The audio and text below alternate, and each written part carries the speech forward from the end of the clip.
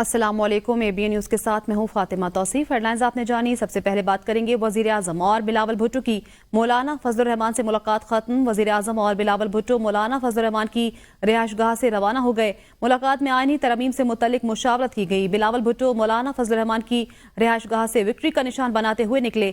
वज़ीर आज़म शहबाज शरीफ आज़म नज़ीर तारड़ के हमरा प्रोटोकॉल के बगैर मौलाना फजलुर रहमान के घर पहुंचे थे। ज़राए के मुताबिक वज़ीर कानून आज़म नज़ीर तारड़ ने आईनी तरमीम से मुतल्लिक मौलाना फजलुर रहमान को ब्रीफ किया।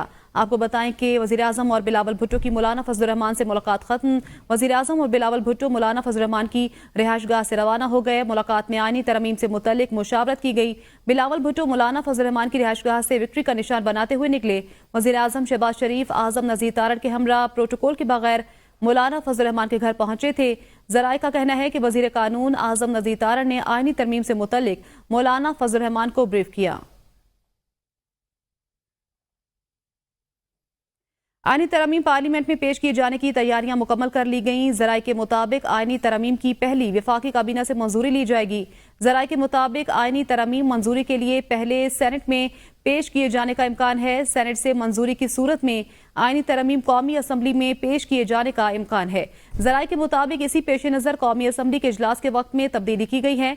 कौमी असम्बली का इजलास अब आज दिन 11 बजे के बजाय शाम 6 बजे होगा। दूसरी जानिब मुजवज़ा 26वीं आईनी तरमीम पर हुकूमती मुसवदे के निकात सामने आ गए हैं। आईनी तरमीम में आईनी अदालत न आईनी बेंच बल्कि आईनी डिवीजन की तजवीज़ दी गई है। हुकूमत का मुजवज़ा आईनी तरमीमी मुसवदा 12 सफ़ात और 24 निकात पर मुश्तमिल है।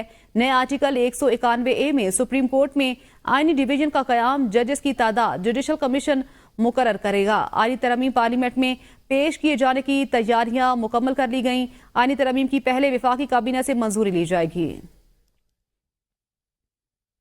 26वीं आईनी तरमीम के मामले पर जमीयत उलमाए इस्लाम में फॉरवर्ड ब्लॉक की इत्तलात सामने आई हैं। दावा किया गया है कि JUI फॉरवर्ड ब्लॉक में 4 से 5 अरकान पार्लियामेंट शामिल हैं। ताहम तर्जुमान JUI ने इसकी तरदीद की है। JUI के मरकजी रहनुमा असलम गौरी ने कहा कि पार्टी के तमाम अरकान से राब्ते में हैं। हमारे 8 MNAs और 5 सेनेटर्स में से सिर्फ एक सेनेटर से राब्ता नहीं हो रहा। सेनेटर अब्दुल गफूर से राब्ते की कोशिश कर रहे हैं। असलम गौरी ने कहा कि मौलाना फजलुर रहमान ने अरकान पर वाज़े कर दिया है, वो 63A के तहत पार्टी पॉलिसी के मुताबिक वोट देंगे। ज़राए के मुताबिक JUI के कुछ अरकान पार्लियामेंट समझते हैं पार्टी को अदालती इस्लाहात की हिमायत करनी चाहिए। PTI वफ्द के साथ मुलाकात के बाद प्रेस कॉन्फ्रेंस करते हुए मौलाना फजलुर रहमान ने कहा कि हमारे साथ बदमाशी की गई तो हम भी बदमाशी का रवैया इख्तियार करेंगे। आज भी हम हुकूमत का वो ड्राफ्ट मुस्तरद करते हैं और ये किसी सूरत कबूल नहीं। एक तरफ मुफाहमत की बात, दूसरी तरफ अरकान को हरासा किया जा रहा है। JUI अरकान पार्लियामेंट पर दबाव डाला जा रहा है। हमारे अरकान को बड़ी बड़ी ऑफर्स दी जा रही हैं। ऐसे हथकंडे अपनाए जाएंगे तो मजबूर होंगे बातचीत रोक दें। सुबह तक सूरत हाल तब्दील ना हुई तो लाए अमल तय करेंगे।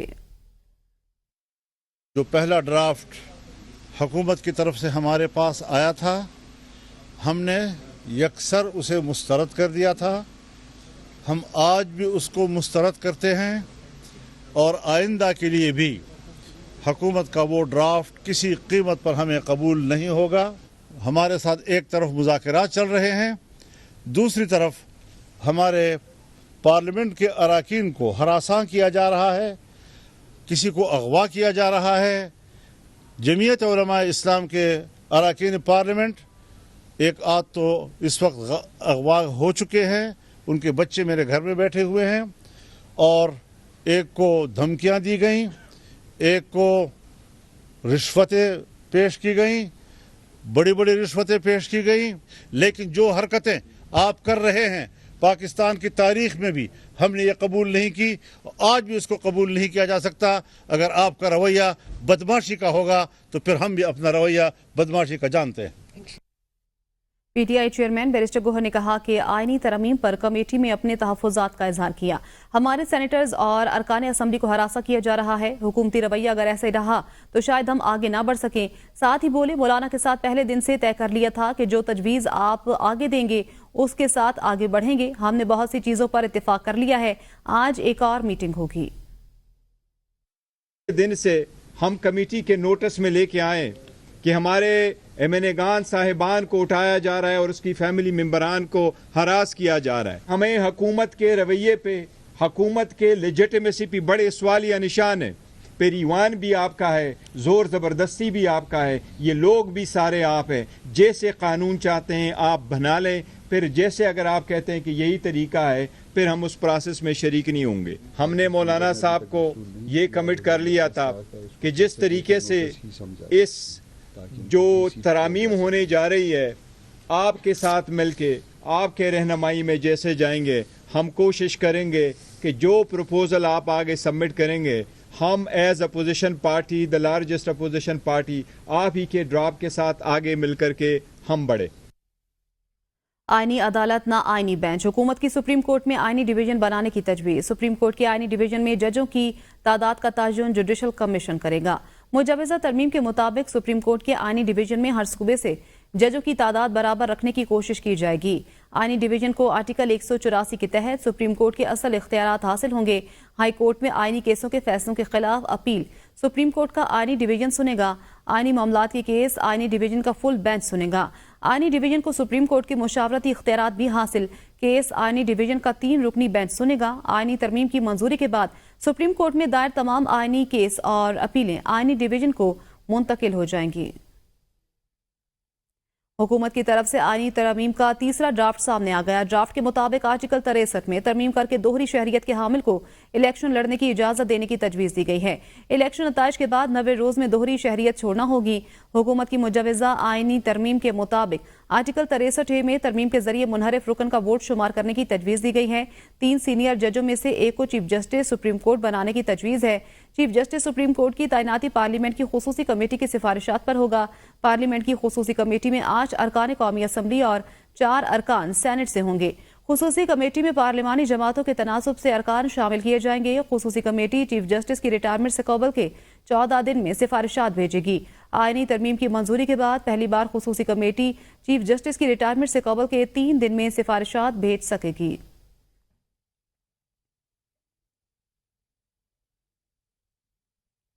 جوڈیشل کمیشن میں چیف جسٹس کے ساتھ سپریم کورٹ کے 4 سینئر ترین جج شامل کرنے اور جوڈیشل کمیشن میں قومی اسمبلی اور سینٹ کے 2 ارکان شامل کرنے کی تجاویز بھی حکومتی آئینی ترمیم میں شامل ہیں. حکومتی آئینی ترمیم میں تجویز دی گئی ہے کہ قومی اسمبلی اور سینٹ کے ایک رکن کا تعلق حکومت اور اپوزیشن سے ہوگا. ہائی کورٹ ججوں کی خالی اسامیوں کے لیے جوڈیشل کمیشن کم سے کم 1/3 نام ماتحت عدلیہ سے تجویز کرے گا. جوڈیشل کمیشن کو ہائی کورٹ کے ججوں کی کارکردگی جانچنے کا اختیار دینے کی تجویز دی گئی ہے. حکومت کی جانب سے جوڈیشل کمیشن سالانہ بنیادوں پر ہائی کورٹ ججوں کی کارکردگی کا جائزہ لے گا.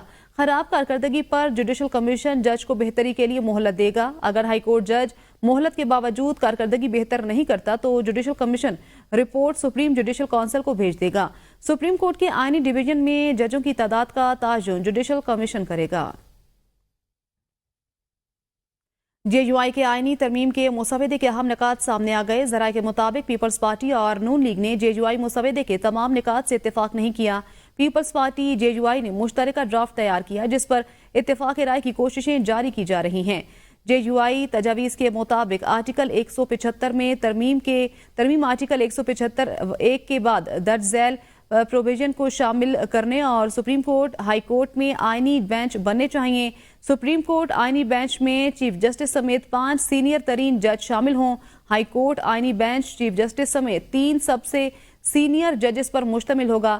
جے یو آئی نے تجویز دی ہے کہ اسلامی جمہوریہ پاکستان کے آئین کے آرٹیکل 175(a) میں ترمیم کی جائے. جے یو آئی کی اسلامی جمہوریہ پاکستان کے آئین میں 19ویں ترمیم کو منسوخ کرنے کی تجویز بھی دی گئی ہے جس میں ججز کی تقرری کی حد تک آئین میں 18ویں ترمیم کو بحال کرنے کی تجویز ہے. ذرائع کے مطابق آرٹیکل 184 میں ترمیم آرٹیکل 184(3) کے آخر میں درج ذیل شق کے اضافے کی تجویز دی گئی ہے جس کے بعد آئینی تنازعات یا تشریح کا فیصلہ سپریم کورٹ آئینی بینچ کے ذریعے ہی ہوگا. حکومت کی جانب سے مجوزہ آئینی ترمیم کا تیسرا ڈرافٹ سامنے آ گیا. مسودے میں مسلح افواج کے متعلق قوانین کے حوالے سے آئین میں 8ویں شیڈول کے اضافے کی تجویز دی گئی ہے.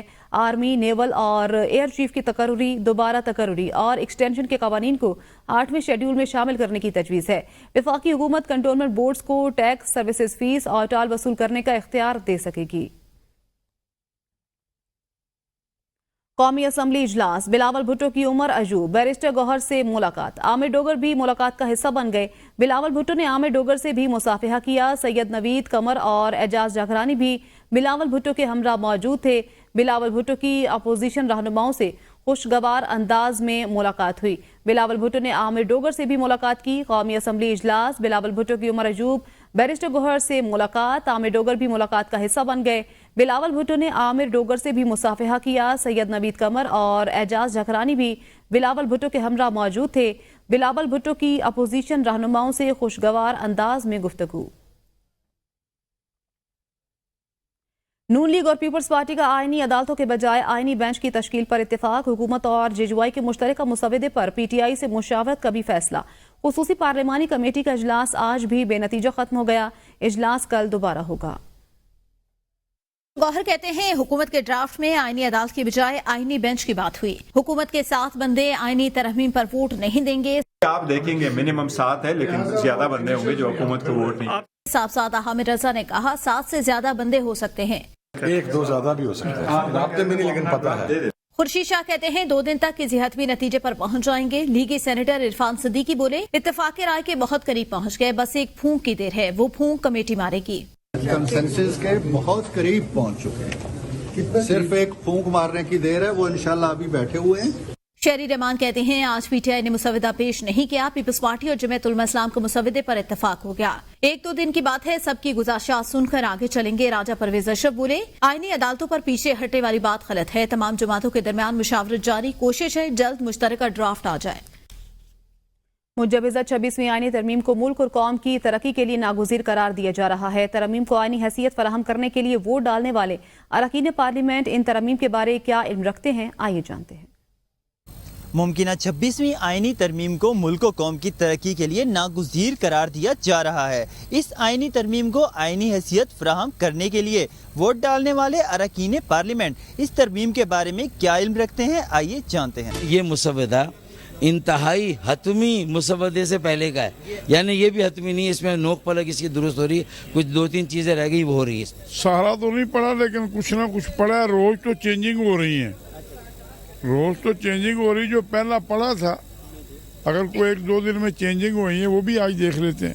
یہ تو آپ کو حکومت بتا سکتی ہے جی، ہم سے پارٹی لیڈرشپ نے بالکل شیئر کیا ہے۔ عوام کے منتخب نمائندے ہیں، عوام کو جواب دینا ہے اور جواب اس وقت تک نہیں دے سکیں گے جب ہم خود کلیئر نہ ہوں۔ اب موٹی موٹی چیزیں وہ تو ہمیں پتہ ہے، سب کو پارٹی میں ڈسکس ہو گئی ہیں، ہمیں پتہ ہے کہ وہ کیا ہے، بٹ ڈیٹیلڈ اب جو مولانا صاحب کے ساتھ کل آج مشاورت ہوئی ہے اس کے بعد کیا ہے وہ تھوڑا تو چینج ہوا ہے نا۔ پوری ہمارے جو لیڈرز ہیں سب نے پڑھ لیا ہے، ہم نے بھی پڑھا ہوا ہے، لیکن اسی میں وہی بات کر رہا ہوں کہ ہم کوشش کریں گے زیادہ سے زیادہ اتفاق رائے پیدا کرنے کی۔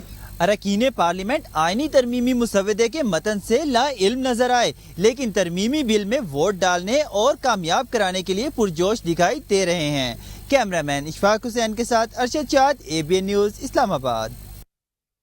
پنجاب میں ہر قسم کے احتجاج، جلوس اور ایسی تمام سرگرمیوں پر پابندی عائد۔ حکومت پنجاب نے صوبے بھر میں دفعہ 144 نافذ کر دی۔ حکومت پنجاب نے صوبے میں 2 دن کے لیے دفعہ 144 نافذ کی ہے۔ پابندی کا اطلاق جمعہ 18 اکتوبر سے ہفتہ 19 اکتوبر تک ہوگا۔ دفعہ 144 کے نفاذ کا فیصلہ امن و امان کے قیام، انسانی جانوں اور املاک کے تحفظ کے لیے کیا گیا ہے۔ سیکیورٹی خطرات کے پیش نظر کوئی بھی عوامی جلوس دہشت گردوں کے لیے سافٹ ٹارگٹ ہو سکتا ہے۔ محکمہ داخلہ نے دفعہ 144 کے نفاذ کا نوٹیفیکیشن جاری کر دیا۔ پنجاب حکومت کا کل سرکاری، پرائیویٹ کالجز اور یونیورسٹیز اور اسکولوں میں چھٹی کا اعلان۔ محکمہ ہائر ایجوکیشن پنجاب نے چھٹی کا نوٹیفیکیشن جاری کر دیا ہے۔ حکومت پنجاب نے صوبے بھر میں دفعہ 144 نافذ کر دی۔ آئی سی سی کی نئی ٹیسٹ پلیئرز رینکنگ جاری، کوہلی کی ترقی، بابر اعظم اور شاہین کی تنزلی۔ آئی سی سی کی جانب سے جاری کردہ ٹیسٹ بیٹرز کی رینکنگ میں قومی ٹیم کے اسٹار بلے باز بابر اعظم اپنی ناقص کارکردگی کے بعد 15ویں نمبر پر چلے گئے۔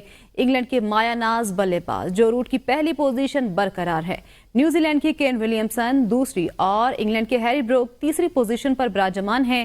رینکنگ میں بھارتی ٹیم کے سابق کپتان ویرات کوہلی 6 درجہ ترقی کے بعد 6 نمبر پر پہنچ گئے۔ بیٹرز کی رینکنگ میں قومی ٹیم کے نائب کپتان سعود شکیل 20ویں، جبکہ وکٹ کیپر بیٹر محمد رضوان 12 درجے تنزلی کے بعد 19ویں نمبر پر پہنچ گئے ہیں۔